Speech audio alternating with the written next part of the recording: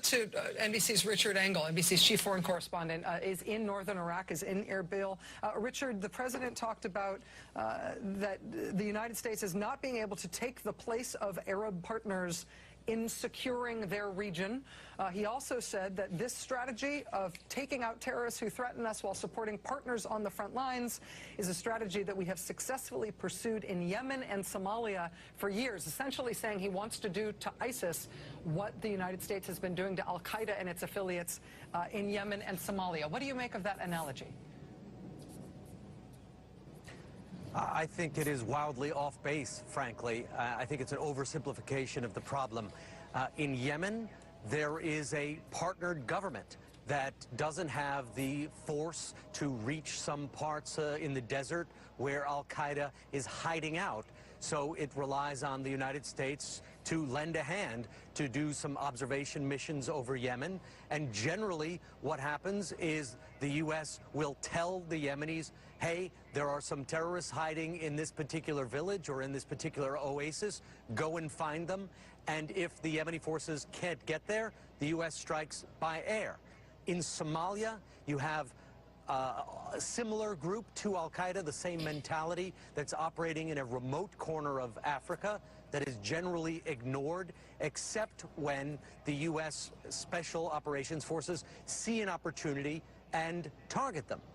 That's not at all the situation we are seeing in Iraq and Syria. Here we have a large group, tens of thousands of fighters. They control an area the size of Maryland. They control an area that has 8 million people living inside of it. It's much more akin to regime change than it is to waiting back, picking targets with allied forces. They are not comparable at all. Richard, when the president talked about not taking the place of Arab partners and securing their region, he said American power can make a decisive difference, but we cannot do for Iraqis what they must do for themselves. Does that strike you as congruent with what he's describing in terms of actual kinetic activity toward ISIS? Does that make sense to you strategically? In principle, of course, the U.S.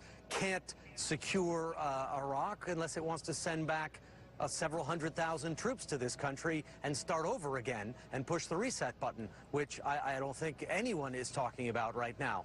But he's talking about having the Iraqi army reconstituted and using that Iraqi army to secure this country. The problem is the Iraqi army over the last several months has collapsed. It has been reconstituted already by many Iranian advisors and sometimes regular Iranian ground forces that have been witnessed on many occasions.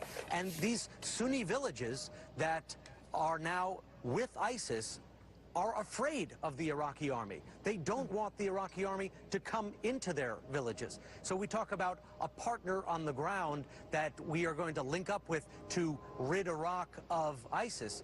Well, that partner on the ground, in many cases, is a reason that people